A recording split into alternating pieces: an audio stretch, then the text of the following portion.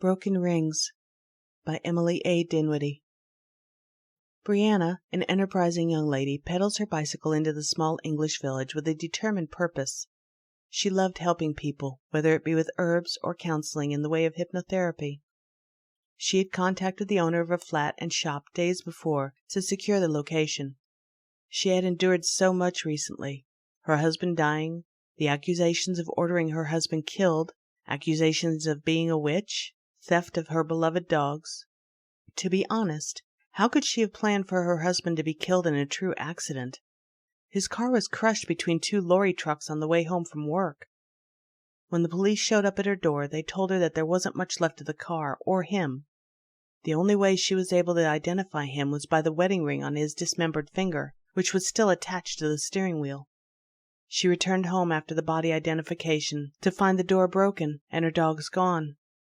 She still didn't know who did it, but has had plenty of time to think about the previous month's events while riding her bicycle to the new village for a fresh start.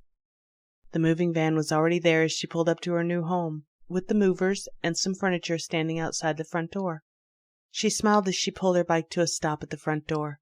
She took the key from the long necklace she was wearing and opened the door. The movers didn't waste any time getting her belongings moved in. She looked around the village at the other homes and the people walking around and took a deep breath, smelling the sweet fragrance of the flowers nearby. Some of the villagers came over to greet the new arrival, asking her where she was from, what kind of shop does she have, and expressing interest in her counseling services.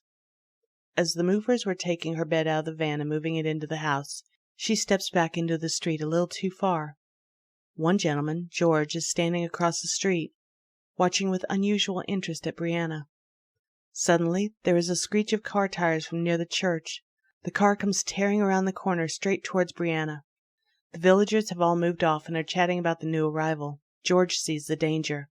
Riley hears the tires, turns, and yells for Brianna to look out. She turns towards the voice, away from the car, and George races across the road to tackle her out of the path of the oncoming car. They land with a thud at the entrance to her new home, and George covers their faces with his jacket as the car speeds on out of the village. George uncovers their faces and inquires as to her welfare. Brianna states that she is all right, and as George gets up and helps her up, an electric shock passes between them. They look at each other and move out of the way as the moving men finish their job. Brianna signs their clipboard, and they leave. George starts limping. Brianna notices and invites him into the shop so she can use her herbs and knowledge to heal his wound. He complies and follows her in, sitting down on the chair near the center counter. Brianna retrieves her first aid kit from one of the boxes nearby, opens it, and takes out 2 clean pieces of cloth. One she moistens with warm water, the other stays dry, and 1 ribbon. She inquires as to if he is allergic to any plants. He responds that he is not, and she gets a scoopful of arnica and turmeric, mixes them with a small amount of water to turn it into a paste. George removes his sock and shoe and crosses his leg over the other knee so she can tend to it. Brianna cleans the wound with the moistened cloth, sets the cloth aside, takes the other one and uses it to scoop some paste onto it, placing it gently on the wound and fastening it with the ribbon. George inquires about her shop, how long she's been an herbalist, and how she learned about it all. She explains it's all self-taught, and she usually goes on nature walks, gathering the herbs that are native to the area she resides in. He asks if he can assist her in unpacking the boxes, and she inquires about her Good Samaritan's background. He divulges that he was in the British Army Special Forces, but after a series of bad choices, he now works for a local entrepreneur. Brianna takes the jars and products from George, careful not to brush skin to skin.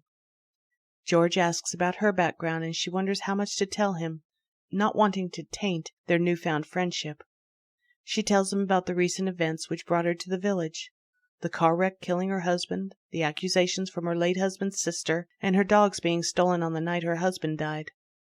George expresses his sympathy at her loss, but states he hopes she will find the village welcoming. She remains guarded, but quickly lets on that she has finally found a home in this village. George gets up without thinking, breaks down the boxes they have unpacked, takes them and puts them by the front door to be taken out with the rubbish.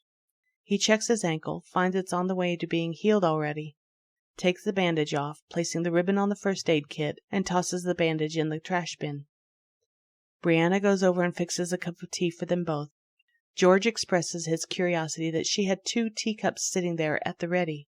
She explains it is no different than how many chairs a cafe has, or how many sticky buns a bakery has prepared to sell for the day. George inquires if she would have dinner with him that night, and she agrees. He states he will be back to get her at 5:00 p.m. She walks him to the door. He smiles at her and walks off as she retrieves her bicycle from outside and brings it into the safety of her new home. This has been Broken Rings, written by Emily A. Dinwiddie. Copyright